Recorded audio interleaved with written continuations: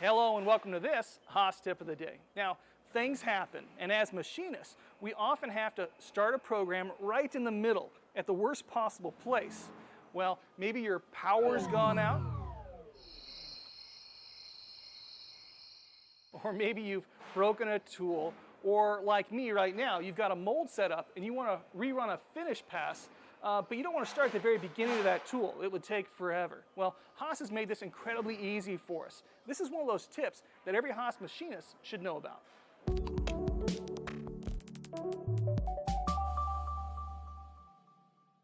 There are a few complicated ways to start a program right in the middle of a tool, but we're going to cut right to the easiest and safest way possible.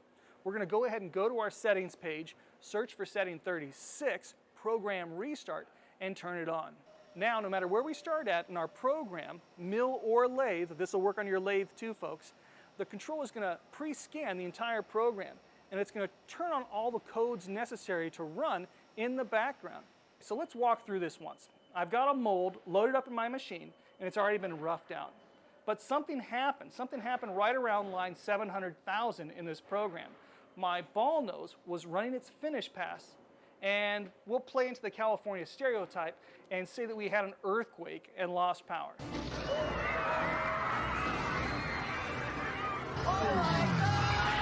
Okay, so I could restart at the beginning of that finish pass tool, but we'd lose hours of machine time, right? That's a lot of wasted time. I want to start right where I left off.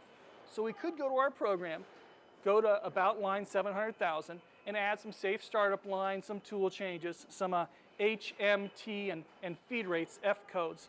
But that's complicated, right? We want something simple and not dangerous, right? And we've got that with setting 36, program restart.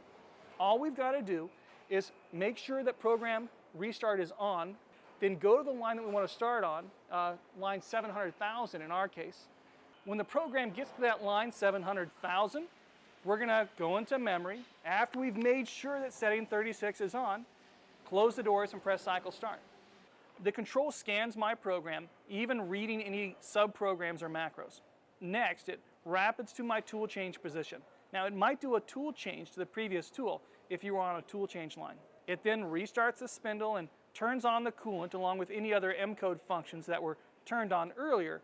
The machine then rapids where it needs to go, all axes except for the Z-axis. Finally, it rapids just above the part in the Z-axis, feeds down at your program feed rate, and then continues on with your program normally from there. Well, that's it. We use program restart on our mold base. Now, some of you might be asking, how did I know to start on line N700,000? Really hard to explain. On our mold, I knew that it failed right about 4 inches from the top of my part. So I scanned through my program and started at that point when I found that XY position that matched where I wanted to start. On your part, it's going to be a little bit different. So every part's different. You're going to have to work on that. But one more example that I'd like to show you. It's happened to me a number of times over the years. I've had a long row of holes, and then something's happened. I've run out of coolant, or I've broken a tap. Now I've got this long row of holes, and I want to start my tap, halfway through the can cycle, not at the beginning. I want to hit holes 4 and 5, not holes 1, 2, and 3. Well, this is easy with program restart. Just make sure setting 36 is on, and then go to your control, highlight the hole right in the middle of your G84 tapping cycle that you'd like to start tapping at, and press cycle start. The machine's going to move that tap right above the previous hole, and then it's going to continue on, tapping from there forward. This can save you a lot of time and effort. Program restart, lots of uses. Well, let me give you a few tips that'll make using program restart easier on you. Number one, I always like to put it in single block and set my position screen to distance to go, just so I can visually see how far things will move before I hit that green button. This is useful with program restart. Next, I usually don't leave setting 36 on all the time. I'm used to a job shop environment, and I start at the top of my tool often, and I don't like watching it pre-scan my programs. It just takes some amount of time. So I usually leave setting 36 off unless I'm actually ready to use it. Now, with that said, there are a lot of shops that'll leave setting 36 on all the time, and that's just fine. Finally, if you run program restart from a tool change line, let's say M6T5, the control is going to switch tools to the last tool called, and then switch back to the tool that you want. The reason it's doing this is it's setting the entire machine back to exactly the way it was on the previous line before continuing with the program. This is expected, this is normal.